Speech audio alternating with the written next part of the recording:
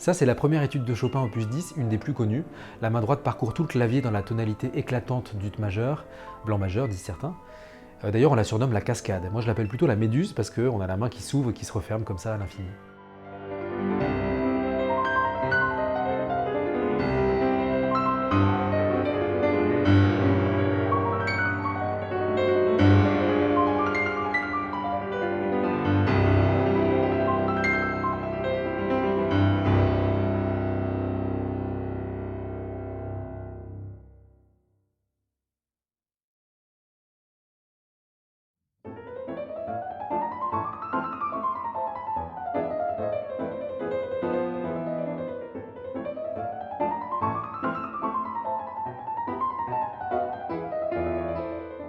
La deuxième étude de Chopin doit passer comme un souffle, un courant d'air délicat, surtout pas comme une porte qui claque, et pourtant on travaille sur les doigts faibles, le cinquième, le quatrième, et puis le troisième aussi. C'est loin d'être la plus simple. Vous connaissez sûrement l'expression une main de fer dans un gant de velours. C'est Monique Deschaussés, qui était une pédagogue reconnue, pianiste, qui écrit sur les études de Chopin. Je pense que tout pianiste professionnel ne mérite ce nom que s'il est capable de jouer les 24 études enchaînées sans ressentir aucune fatigue physique ou musculaire. Alors c'est vrai qu'une fois qu'on l'a joué, on est déjà un petit peu tremblotant de la main droite, mais bon.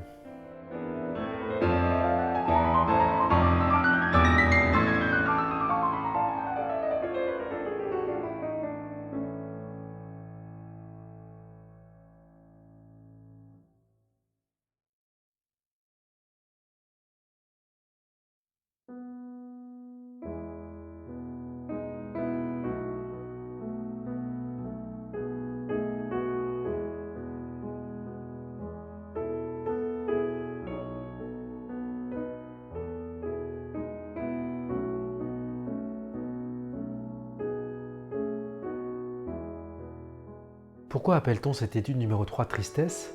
Peut-être pour la nostalgie que ressentait Chopin pour son pays d'origine. Il était très ému quand un de ses élèves la lui jouait. La simplicité et la sincérité de cette étude ont traversé les frontières et elle est connue aujourd'hui de tous les cœurs.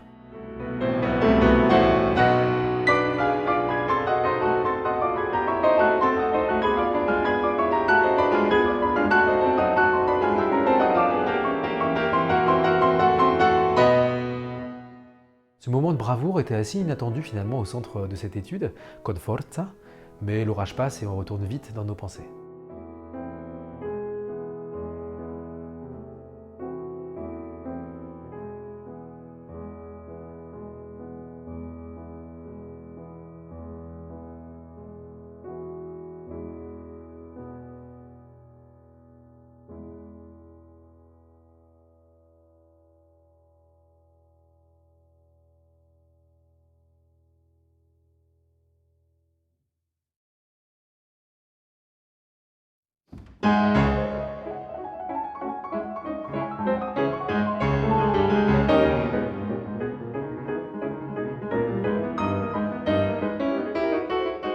Cette quatrième étude opus 10 est un mouvement perpétuel presto qui rappelle un peu certains préludes de Bach avec ses doubles croches alternées aux deux mains.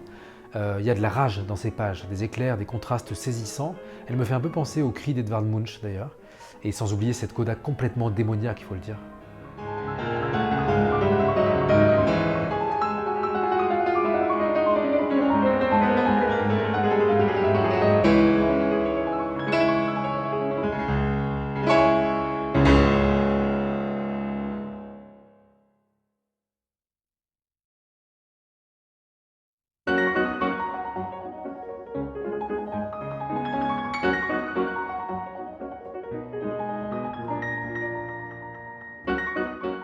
L'étude numéro 5, opus 10, c'est une sorte de polka déguisée en babillage sur les touches noires.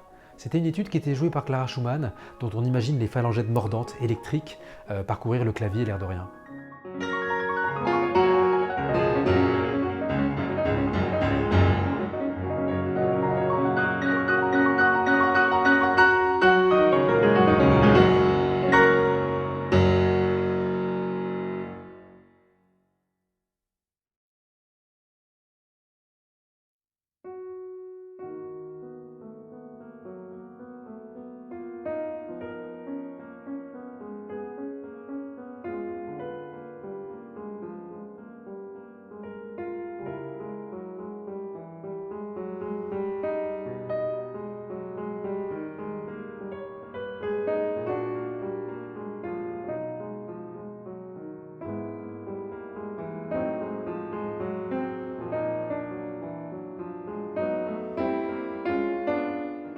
Cette étude numéro 6 pourrait être un nocturne.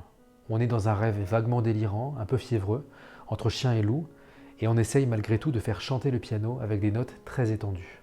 Ça frotte, il y a des dissonances, l'harmonie est instable, mais on termine en majeur, ce qui rappelle un peu le titre du livre de Françoise Sagan, Un peu de soleil dans l'eau froide.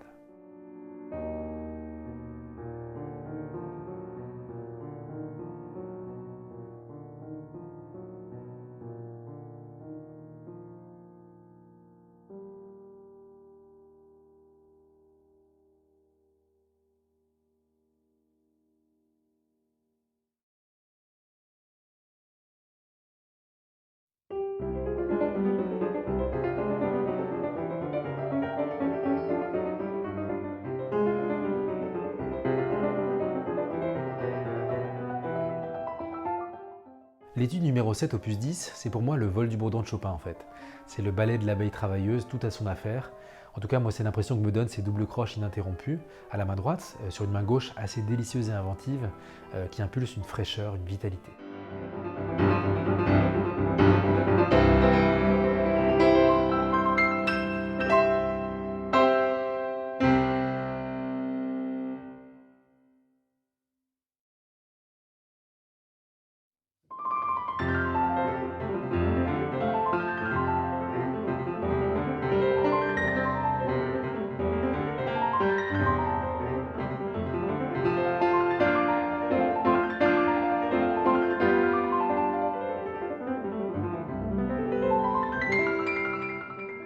Moi, j'aime beaucoup cette étude numéro 8 pour les arpèges. Elle est solaire, elle est empreinte d'un peu de candeur.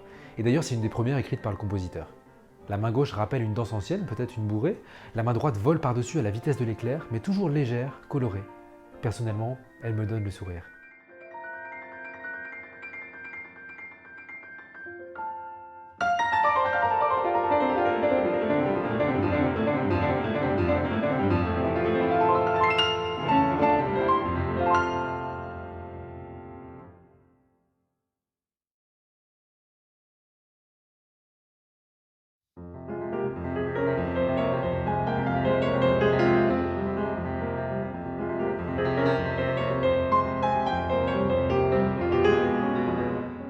Après la lumière de l'étude numéro 8, l'étude numéro 9 est plus sombre, plus agitée, en partie à cause de la main gauche qui joue des batteries incessantes de double croche, et la mélodie haletante de la main droite en contretemps, syncope et miaules, sans oublier les contrastes et les échos, et finalement, tout s'évanouit d'un coup de vent.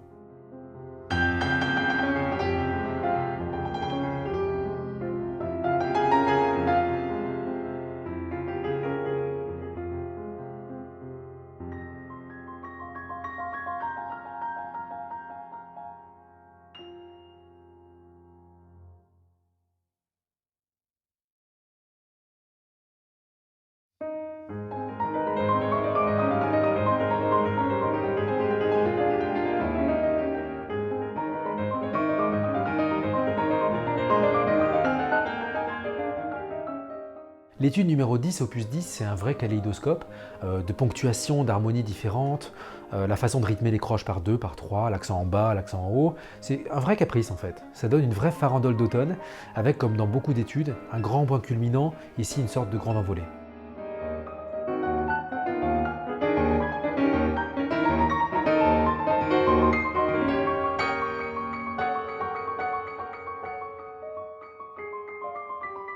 Après un sas de décompression, on reprend sa place dans la ronde et le poignet continue d'éprouver sa souplesse sans rien y laisser paraître. Pour moi, toute la fantaisie de Chopin est là.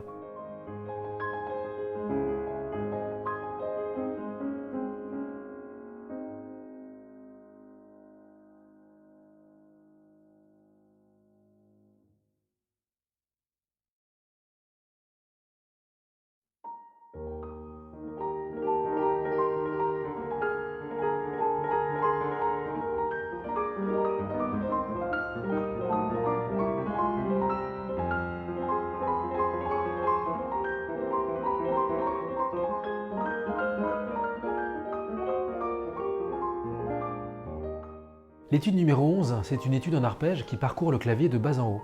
On connaît l'origine étymologique du mot arpège, ça vient de harpe, Elle est, je trouve, un bel exemple de ce que pouvait être le jeu de Chopin, avec ses grandes mains longilignes et sa grande délicatesse.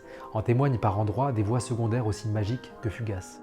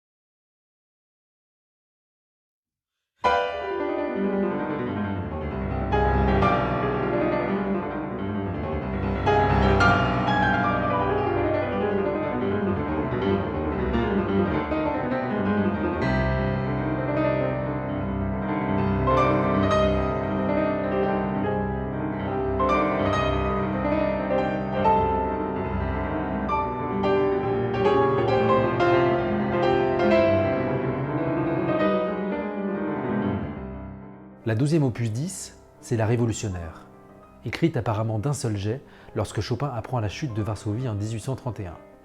C'est une pièce d'une rare violence, un bouillonnement héroïque, grandiloquent, conduit par une main gauche d'acier qui est le prétexte technique de l'étude. Voilà ce qu'écrit Cortot dans son édition critique. Parler technique instrumentale à propos d'une œuvre qui n'est qu'un cri sublime de révolte, indiquer des doigtés là où vit et palpite l'âme de tout un peuple, composer des exercices pour cette musique animée de la force mystérieuse et terrible du génie, ceci peut paraître une méconnaissance singulière du sens profond de cette étude, un point de vue bien incompréhensif de l'élément pathétique et exalté qui constitue son essence particulière. C'est du Cortot. Remarquons que Chopin termine son opus 10 dans la même tonalité qu'il l'a commencé, en ut majeur. On peut donc parler d'un cycle.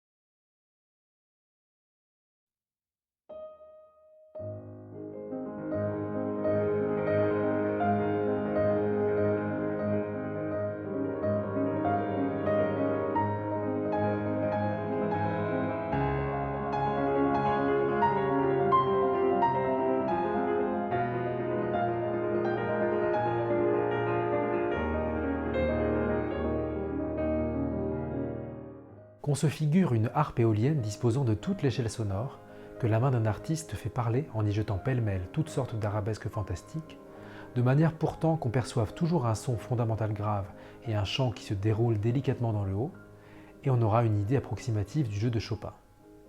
Ça, c'est le témoignage de Robert Schumann sur cette étude opus 25 numéro 1 qu'il a écrit après avoir entendu son collègue au piano. Je pense que c'est inutile d'en rajouter.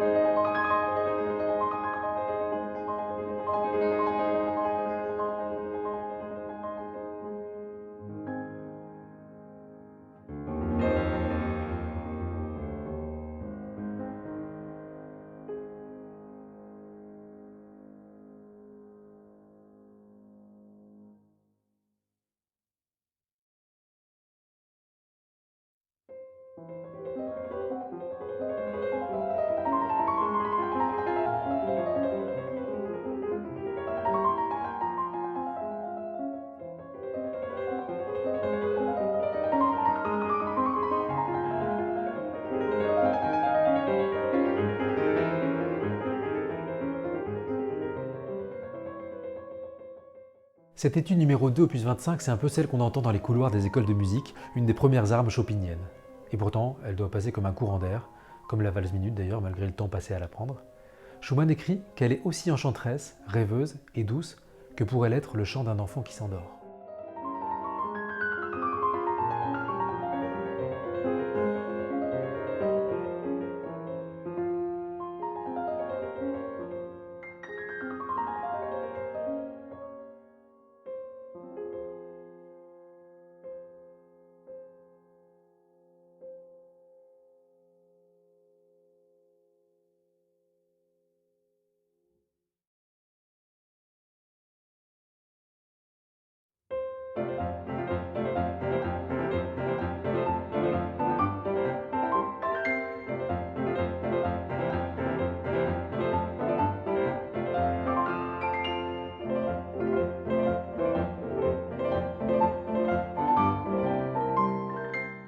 Cette étude numéro 3 me fait toujours penser à un poème des Arriettes oubliées de Paul Verlaine. Tournez, tournez, bons chevaux de bois. Tournez 100 tours, tournez 1000 tours. C'est une sorte de petite chevauchée pleine de ricochets, épique et naïve à la fois, avec son lot de menues variations si subtiles qu'on les devine plus qu'on ne les entend. Des petits riens qui n'ont pas de prix.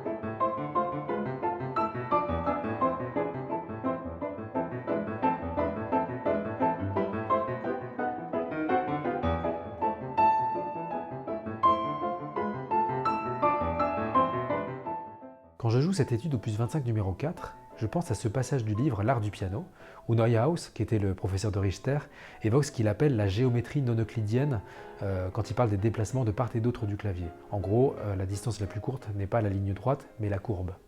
Et on n'est pas si loin du stride du jazzman en fait. On pourrait aussi penser d'ailleurs à la virtuosité de Paganini. D'ailleurs, on sait que Chopin et Liszt, qui s'admiraient mutuellement, se sont l'un et l'autre beaucoup inspirés du compositeur italien.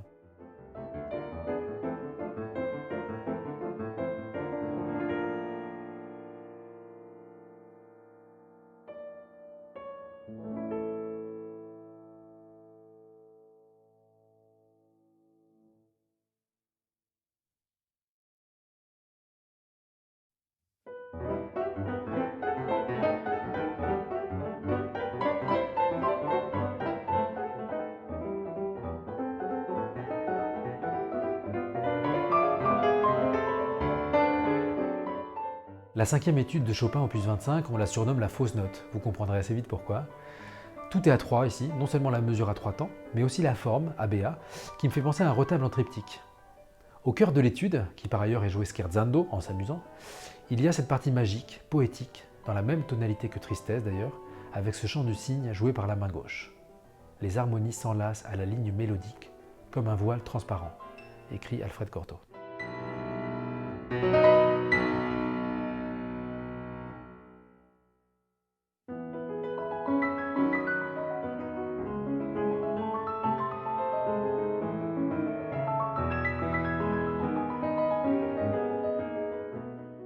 On revient ensuite à l'amusement, voire au sarcasme, et les petites dissonances se transforment en sauts immenses et facétieux, des sauts qui font peur aux élèves comme à leurs professeurs, les élèves ayant du mal à canaliser leur énergie tombent souvent trop loin, et les profs n'en ayant juste plus le courage tombent souvent trop près.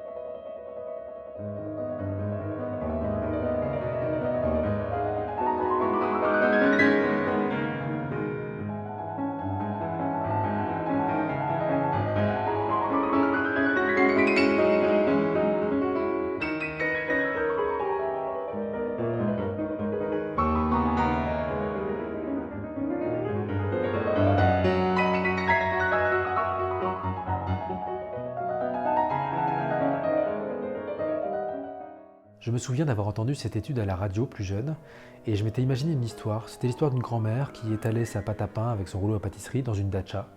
Et le petit Pierre, alors j'écoutais aussi Pierre et le loup souvent, le petit Pierre qui voulait absolument sortir dehors, et il entrouvrait la porte comme ça, et la bourrasque rentrait dans la maison, et il finissait par danser avec les flocons sous la neige. D'ailleurs, on appelle cette étude numéro 6 opus 25 la sibérienne. Il faut parfois se raconter des histoires pour dépasser la contrainte technique, en l'occurrence les tierces.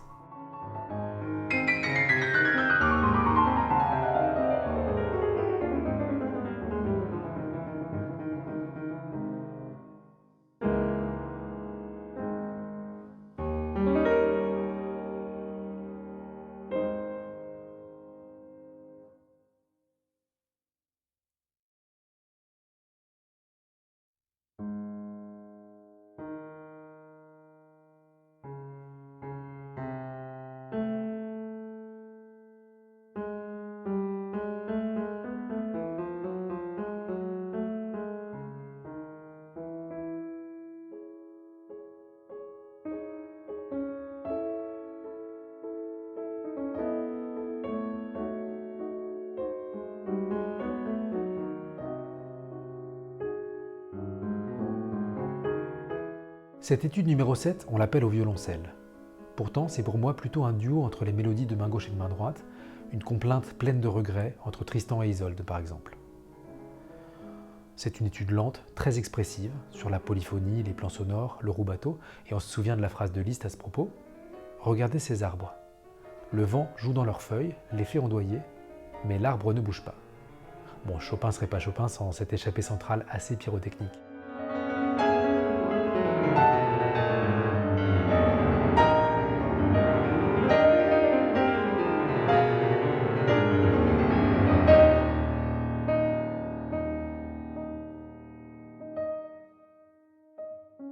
Après un instant hors temps, plein de silence, on revient à cette blessure de l'âme que Chopin chante ardemment.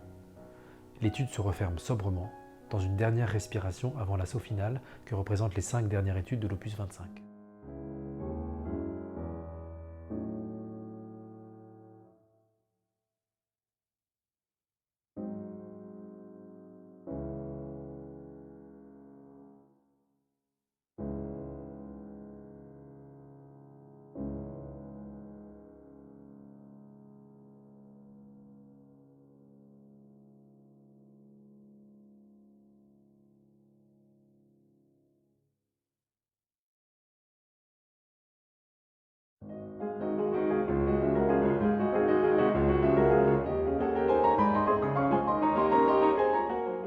Les sixtes, les satanés sixtes, sexy ou sexistes ou même en salade mixte, voilà le programme de cette 8e étude qui me fait penser aux chaussettes de l'archiduchesse, tant on se marche sur les doigts.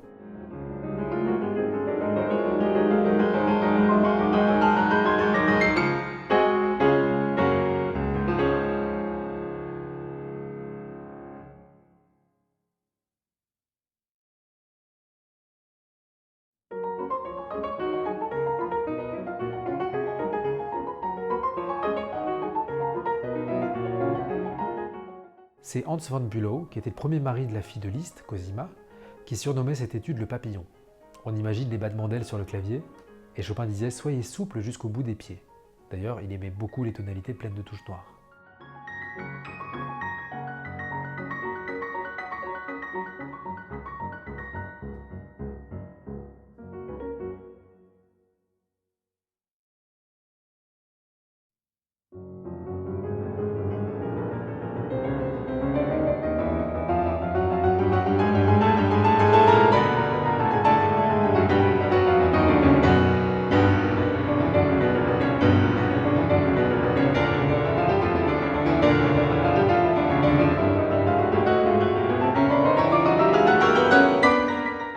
On a eu les tierces, les sixtes, et voilà les octaves sur lesquelles se concentre la 10e étude opus 25. Elles sont houleuses, colériques, parfois hurlantes. Elles font d'ailleurs penser à un certain Liszt. Mais comme c'est la 2e étude de format BA, c'est-à-dire en 3 parties, on les retrouve très liées dans la 2e partie cantabile, chantante. On dirait que Chopin suggère au pianiste, les octaves c'est ça, mais c'est aussi ça.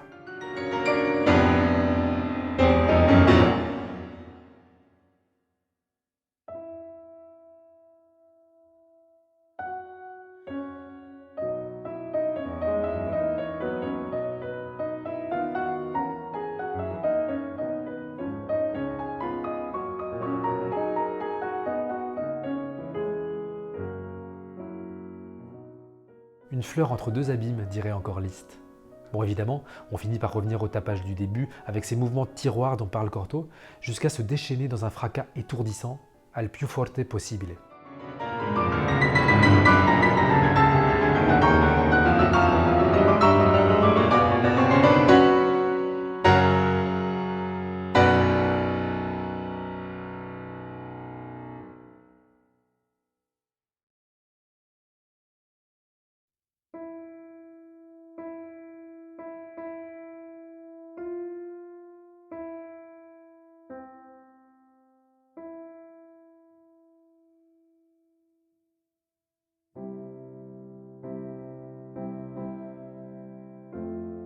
La lente marche d'introduction que vous entendez a été ajoutée sur les conseils d'un ami.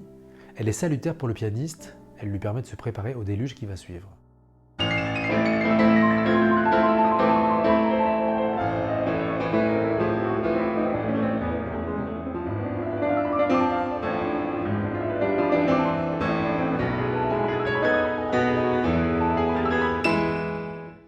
Je joue cette 11e étude opus 25 Vent d'hiver depuis très longtemps, et elle me rappelle la houle qui s'abat sur les remparts de Saint-Malo, éclaboussant dans mon imagination la silhouette de François-René de Chateaubriand, stoïque.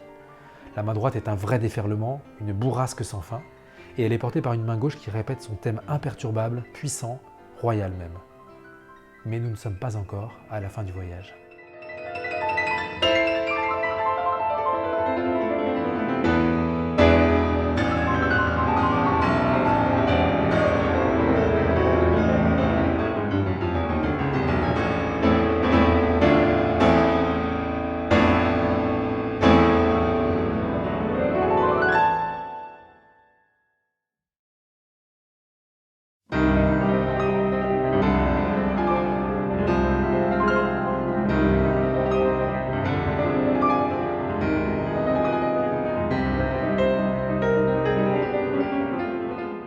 On évoquait Saint-Malo pour l'étude précédente. Cette étude opus 25 numéro 12 porte le surnom d'Océan, grâce à ces grandes vagues qui se déploient sur tout le clavier. Alors certaines mauvaises langues l'appellent les essuie-glaces ou la vieille pendule, bon, on va rester dans quelque chose d'un peu plus poétique. C'est aussi une sorte de chorale auquel donnent vie des grandes volées de cloches qui marquent de manière solennelle la fin du chef-d'œuvre. Une fois de plus, dans la même tonalité qu'il a commencé en ut majeur, avec la cascade originelle. L'eau de la cascade aura-t-elle fini par rejoindre l'océan ?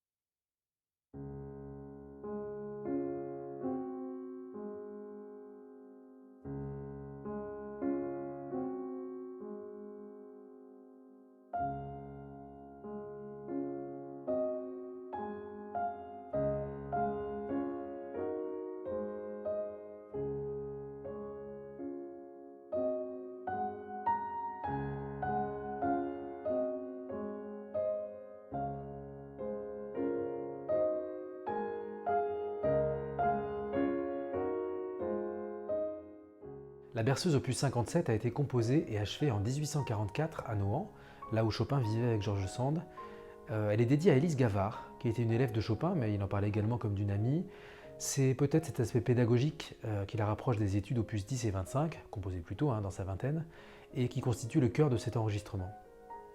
Ce sont des variations, Chopin parlait de variantes, qui peuvent d'une certaine manière faire penser un petit peu aux variations Goldberg de Bach, qui étaient, on le rappelle, en tout cas selon la légende, destinées à emmener le comte von Keyserling dans les bras de Morphée.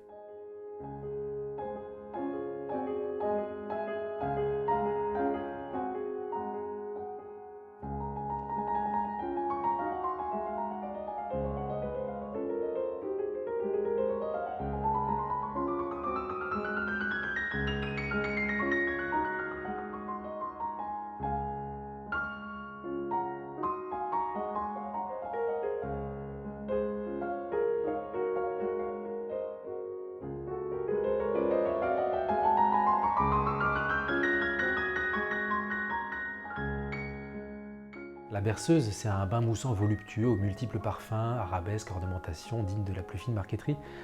C'est une virtuosité en dentelle qui est très raffinée et qui est typique de Chopin, sur une main gauche qui répète inlassablement son balancement ternaire, qui rappelle un peu une barcarolle. Et on se rappelle du mot de Chopin à propos de la main gauche, il disait que c'était le maître de chapelle qui ne peut faillir.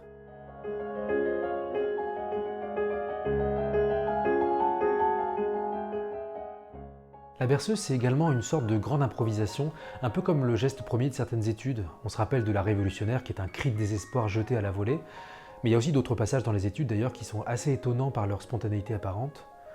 On a l'impression parfois d'ailleurs de reconnaître des morceaux d'études, parfois de manière évidente, la sibérienne ou Vent d'hiver, parfois moins, la fausse note, tristesse, les sixtes.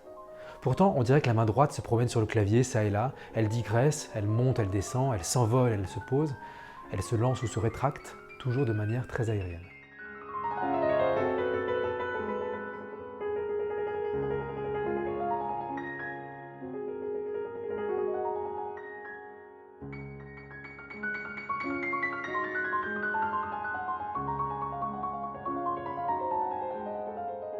Là, on reconnaît Vent d'hiver, justement. J'aime beaucoup jouer cette berceuse en bis, comme une sorte de témoignage testamentaire du compositeur qui regarde en arrière l'espace d'un instant. La virtuosité immédiate des études s'est transformée en une science pianistique et musicale plus intérieure, quoique du même tonneau. La fougue d'antan s'est muée en sagesse. Et puis, quel meilleur moyen de calmer les esprits après les deux Himalayas que sont l'opus 10 et l'opus 25, notamment dans ce final grandiose.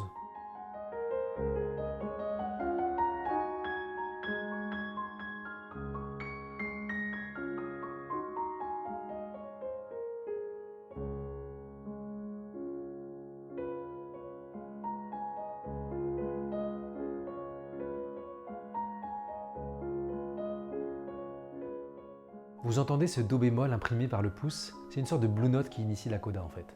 D'ailleurs, j'invente rien, George Sand, dans Impressions et souvenirs, évoque un concert de son amant. Nos yeux se remplissent peu à peu des teintes douces qui correspondent aux suaves ondulations saisies par le sens auditif. Et puis, la note bleue résonne, et nous voilà dans l'azur de la note transparente. La main droite, qui a tant donné de couleurs pastel, d'images sonores dans des contours rythmiques inventifs, se trouve engloutie par la main gauche, qui fait entendre son balancement quelques secondes encore. Le souvenir de ce long voyage chopinien avec les études se dépose, comme les feuilles de thé, dans le sommeil. La berceuse a rempli son office.